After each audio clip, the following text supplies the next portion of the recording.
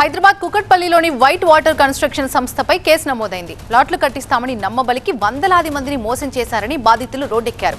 సుమారు 500 మంది నుంచి 270 కోట్ల రూపాయలు వసూలు చేశారని ఆరోపిస్తున్నారు.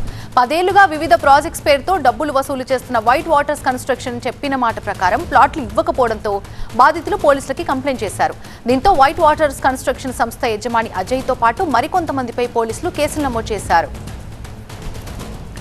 ఇక కుకట్పల్లి వై జంక్షన్ మూసాపేట సమీపంలో 2018లో White Waters construction project booking చేపట్టింది. బాలానగర్ మెట్రో స్టేషన్ కి నేరుగా యాక్సెస్ ఉందని కస్టమర్స్ ని ఆకర్షించింది. మొత్తం ప్రాజెక్టులో సుమారు 500 మంది నుంచి అడ్వాన్స్ బుకింగ్స్ వసూలు చేసింది. ఇక ఈ క్రమంలో 15 అంతస్తుల భవన నిర్మాణం పూర్తయినప్పటికీ ప్లాట్ అప్పగించడంలో వైట్ వాటర్స్ కన్స్ట్రక్షన్ ఆలస్యం చేయడంపై బాధితులు ఆందోళనకు దిగారు. ఇక ఇదిలా ఉంటే సుజాత అనే కస్టమర్ నుంచి 90% డబ్బులు వసూలు చేసిన తర్వాత మరో వ్యక్తి పేరుతో నకిలీ అమ్మకపు ఒప్పందం చేయడం పైన బాధితులు మండిపడుతున్నారు. అదే ఫ్లాట్ ని నకిలీ తనఖా పెట్టి ఎస్బీఐ హోమ్ లోన్స్ ద్వారా 1,27,00,000 రుణం తీసుకున్నారు.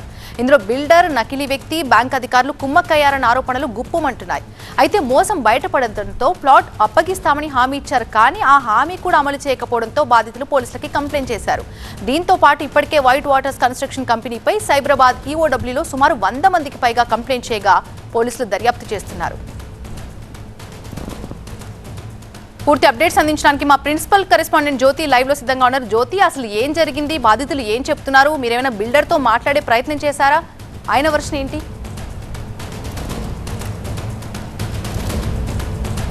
విషిత, మూసాపేటకు చెందినటువంటి ఒక బాధిత మహిళ ఇచ్చినటువంటి ఫిర్యాదు మేరకు ఎకనామిక్ అఫెన్స్ వింగ్ అధికారులు ఈ కేసుకు సంబంధించి ఎఫ్ఐఆర్ నమోదు చేయడం జరిగింది. అంతేకాకుండా విచారణ కూడా దర్యాప్తును కూడా వేగవంతం చేశారు. అయితే ప్రధానంగా 2018లో ఏదైతే కుకట్పల్లి వై జంక్షన్ పరిధిలో ఉన్నటువంటి ఒక ల్యాండ్ను చూపించారో అక్కడ ఒక 6 టవర్లతో కూడినటువంటి ఒక కన్స్ట్రక్షన్ మేము స్టార్ట్ చేస్తున్నామంటూ కూడా ఎవరైతే యజమానిగా ఉన్నటువంటి అజయ్ బాధితులకు చెప్పడం జరిగింది. ఈ నేపథ్యంలో దాదాపు 500 మంది బాధితులు 270 కోట్ల వరకు కూడా అజయ్కి చెల్లించడం జరిగింది. ఈ నేపథ్యంలో ఏవైతే ఏబీకి సంబంధించినటువంటి టవర్స్ ఉంటాయో అవి కన్స్ట్రక్షన్ నిర్మాణానికి సంబంధించి మాత్రం కొంత పూర్తయినప్పటికీ కూడా ఇంకా పూర్తి కావాల్సినటువంటి పరిస్థితి. ఇక సీడీకి వచ్చేసరికి కేవలం బేస్మెంట్ల వరకే ఆ నిర్మాణం అనేది పూర్తయింది. ఇక ఈఎఫ్కి సంబంధించినటువంటి ఆ టవర్స్ యొక్క కన్స్ట్రక్షన్ మాత్రం ఇంకా పూర్తి కూడా కాలేదు. అయితే 2018లో ఎవరైతే సుజాత అనే ఒక మహిళ దాదాపు 80 లక్షల రూపాయలు చెల్లించింది. ఆ తర్వాత ఆమె చెల్లించినటువంటి డబ్బులకు సంబంధించి కూడా ఆమెకు సంబంధించినటువంటి డాక్యుమెంట్స్ అన్నింటినీ కూడా ఏవైతే బ్యాంకులో పెట్టి ఎస్బీఐ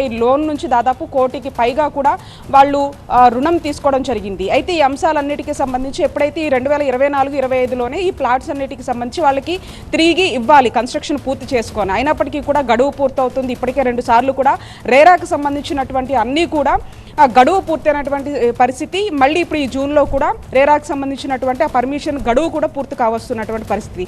ఈ నేపథ్యంలో ఇన్ని సంవత్సరాలు అవుతున్నా కూడా బాధితుల నుంచి మాత్రం ఒకటే వర్షన్ వినిపిస్తోంది.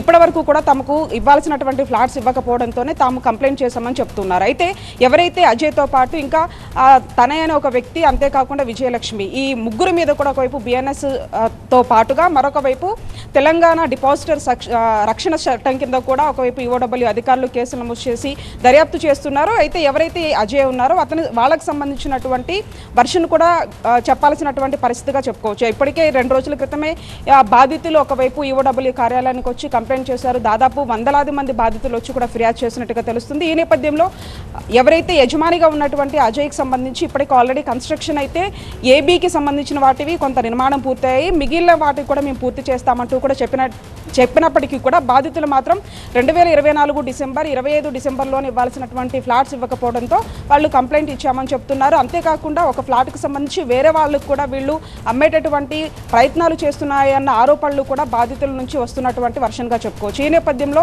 అన్ని కోణాల్లో కూడా ఈఓడబ్ల్యూ అధికారులు కేసు నమోదు చేసుకుని దర్యాప్తు చేస్తున్నారు. మరొక వైపు ఎవరైతే ఓనర్గా ఉన్నటువంటి అజయ్కి సంబంధించి కూడా అతన్ని పిలిపించి పూర్తి స్థాయిలో కూడా అతని నుంచి వివరాలు అడిగి తెలుసుకున్నటువంటి పరిస్థితి కనిపిస్తూ ఉంది. Right, thank you Jyothi.